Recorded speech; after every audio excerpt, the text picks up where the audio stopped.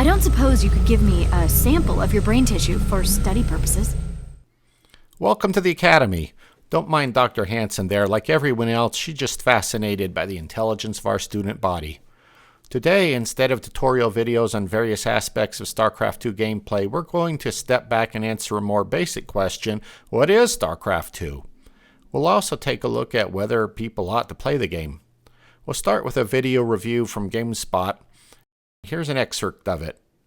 Oh, hey there, welcome back to Escape from Mount Stupid. Sorry it took so long, it's just I started playing StarCraft II and I got a little bit distracted for a few months. Unless you've had your head under a rock or don't own a PC, you've probably heard of StarCraft, and chances are you've given it a go or ran away terrified. I mean, what's going on here? Who's winning? Why is everyone Korean? I used to know nothing about StarCraft, but after weeks of practicing and ladder matches, I'm still totally clueless. So with the aid of some outside help, we're going to try and explain how a modified version of Warcraft changed the face of real-time strategy forever, how an RTS took an entire nation by storm and reinvented competitive gaming, and why, if you usually never play these types of games, StarCraft could be worth breaking the habit. You can watch the entire video review at this website. The address will also be in the YouTube description. Let's watch a couple video excerpts that Blizzard Entertainment put together for their game.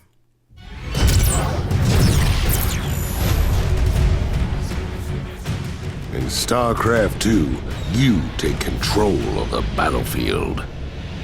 Wrangle some resources, build your base, and raise an army that'll make your enemies run and hide. Cutting it as a commander means the difference between fame and glory or humiliating defeat. Take the reins of three powerful races.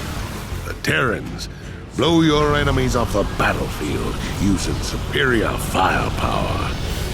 The Protoss bring your opponents to their knees with mind-blowing psionic powers and stunning technologies. The Zerg steamroll entire planets with the endless numbers of the alien swarm. Learn each race's arsenal of units and abilities. Use their strengths and tactical options to keep yourself in the fight. Master the art of war and crush all who stand in your way. Nuclear launch detected. Brand new BattleNet online gaming service. StarCraft II is more than just a game. Compete in hard-hitting multiplayer matches. Fight your way to the top of the StarCraft II ranked ladder. Join your buddies and have a blast on a motherload of custom maps. Chat it up with people playing Blizzard's other games. Or start up the first chapter of StarCraft II's thrilling single-player campaign, Wings of Liberty, and experience a sci-fi epic that'll leave you on the edge of your seat. Wow, wasn't that something? You can watch that video or the next one here at this website. This will also be in the YouTube description.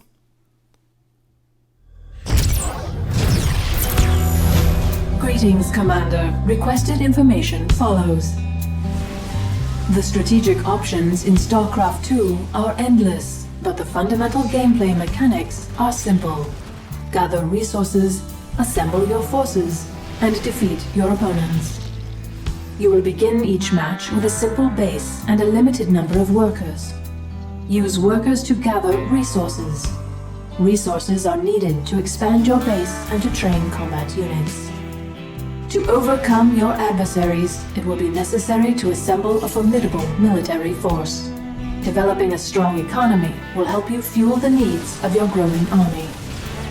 Each race, Terran, Protoss, and Zerg, has access to a variety of units, each with a set of special abilities that will allow it to fill a specific role on the battlefield. For example, the Terran's Vikings are capable of transforming from assault walkers to air superiority fighters, granting them unparalleled mobility. The towering Protoss Colossus excels at traversing steep elevations with ease and devastating opposing ground forces. Zerg infestors may control the minds of their enemies, turning opponents' units against each other.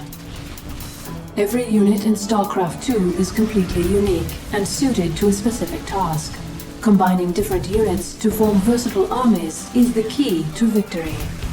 Victory is achieved when your enemies surrender, or when a lost building is destroyed.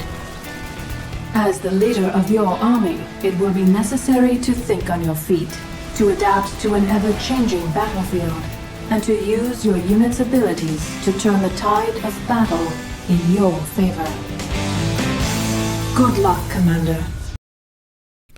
Blizzard's website also has a lot of other tutorial information on this game.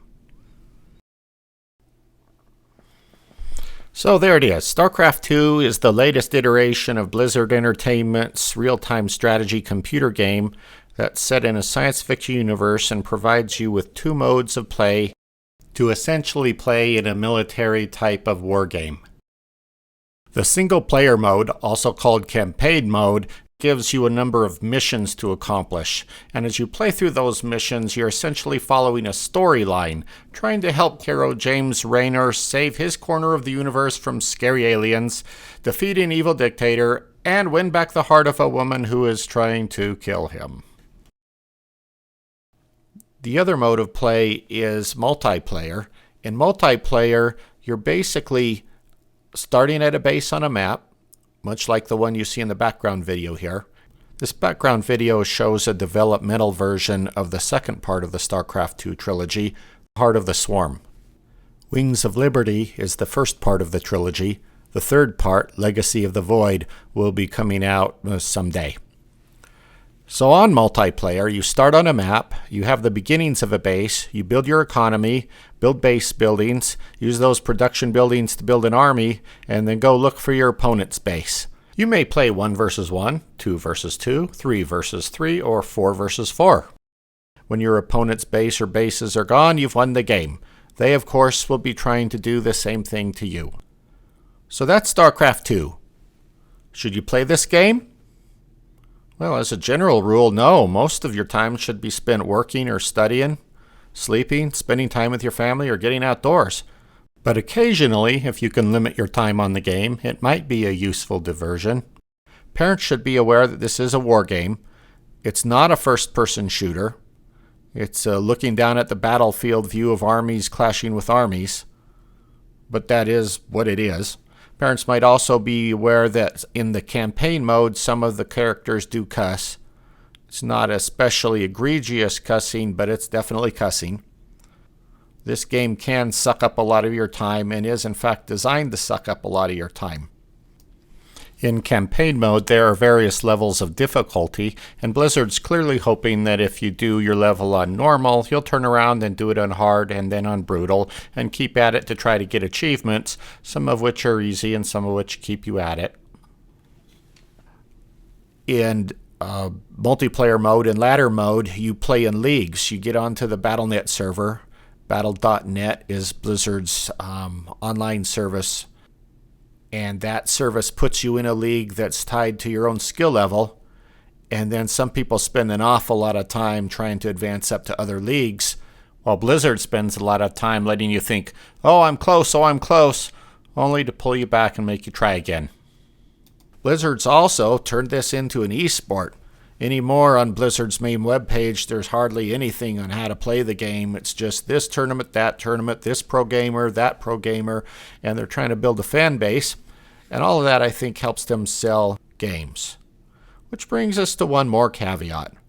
You can play this game if you have tolerance for being abused by Blizzard Entertainment. If you were to buy a word processor and put it on your family computer, everyone in your family could use it. If you bought Plants vs. Zombies, one of the best games in the world, and put it on your family computer, everybody could use it using their own account. If you pulled up the Wii and put Mario on, everyone in the family could use it. But only one person can use StarCraft II. Anyone else is going to have to get their own account and pay for it, and that really turns off some families. In our neighborhood, games spread by word of mouth, and if some people like it, a lot of other people get it, and then they play together. But once parents started learning that they would have to buy a separate version of the game for each of their kids, this game stopped being as popular. And then there's the fact that in their endless greed, the Blizzard execs disabled LAN play once StarCraft II came out.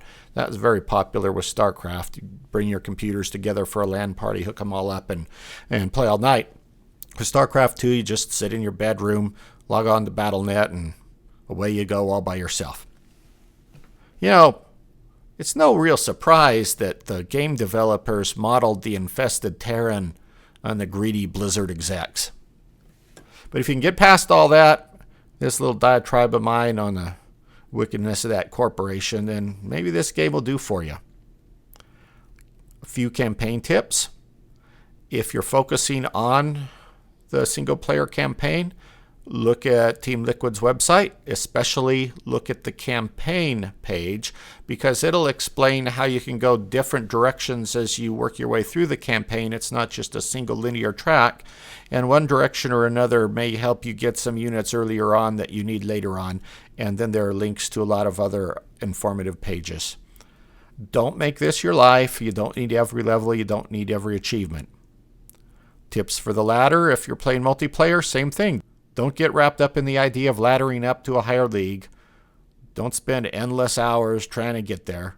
Just have fun with your friends. Blizzard has tried to make this a trap. Avoid the trap. Be happy in bronze. Be happy playing with your friends. Whatever. You don't have to be a Platinum League player. Now, if you don't believe me, believe the words of Captain Kirk. Before I answer any more questions, there's something I wanted to say. Having received all your letters over the years, and I've spoken to many of you, and some of you have traveled, hundreds of miles to be here, I'd just like to say, get a life, will you, people?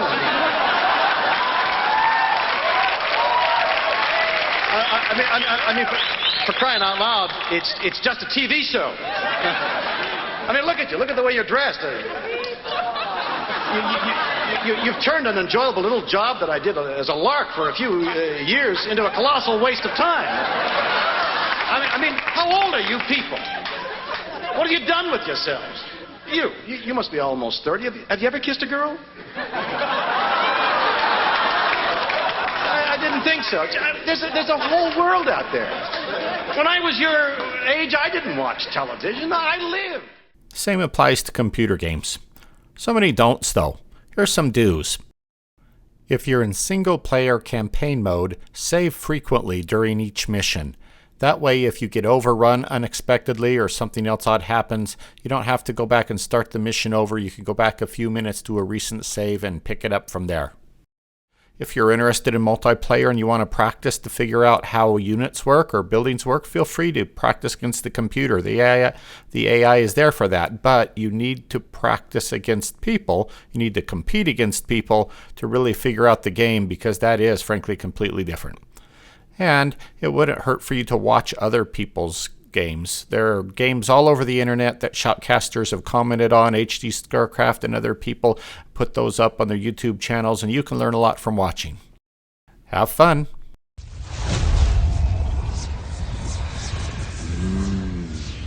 Barbecue.